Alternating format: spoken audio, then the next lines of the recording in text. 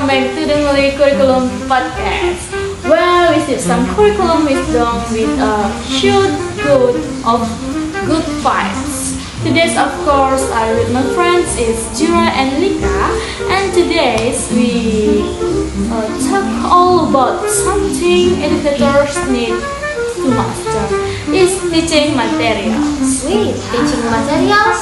That sounds like textbooks mostly. Enggak juga. Not quite sih. Teaching materials go way beyond textbook. They can master video or even interactive game.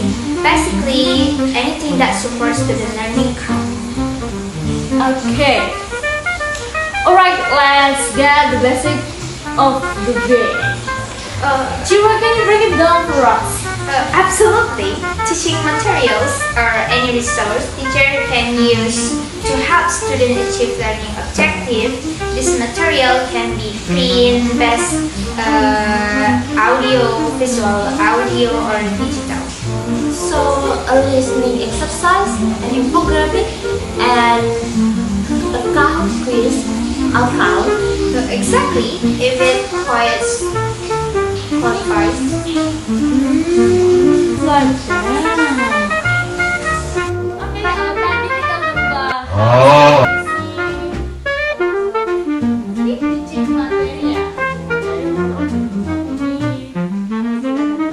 Sekarang aku mau tahu nih gimana sih kalau teaching material.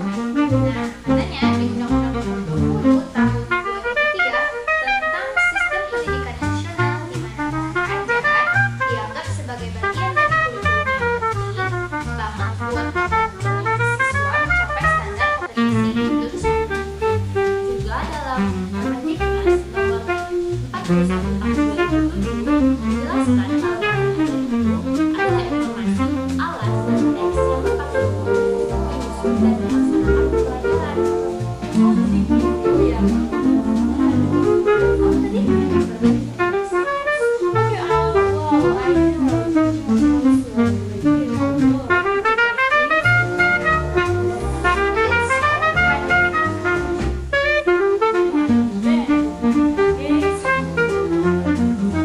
Alright, let's talk about the why. Why should educators care about their teaching materials? How about you guys?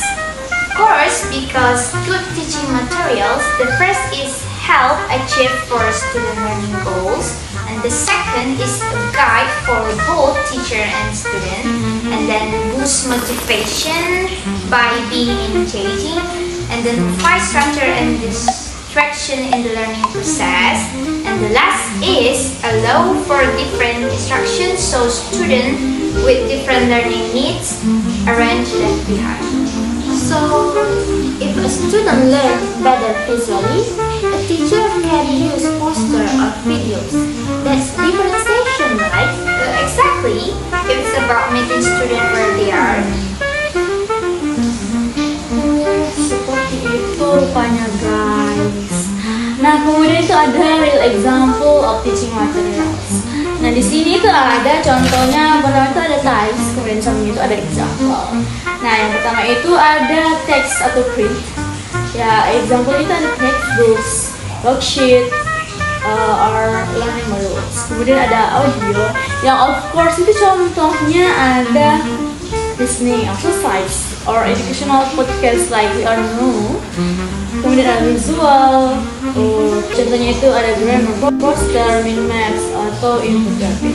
Yang audiovisual tadi baru ada educational videos, animated learning clips. Kemudian ada digital interaktif yaitu contohnya PowerPoint slide, e-books, quizzes, Kahoot.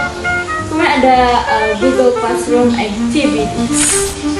So, if I create a vocabulary quiz on physics and my student love it, that's a teaching material win.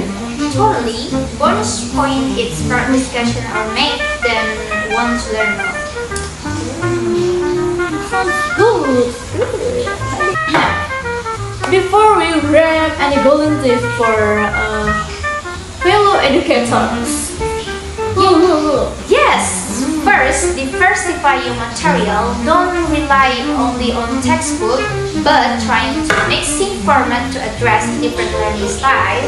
Kayak kita tuh harus memvariasi atau mencampuri supaya tidak hanya berbasis textbook doang.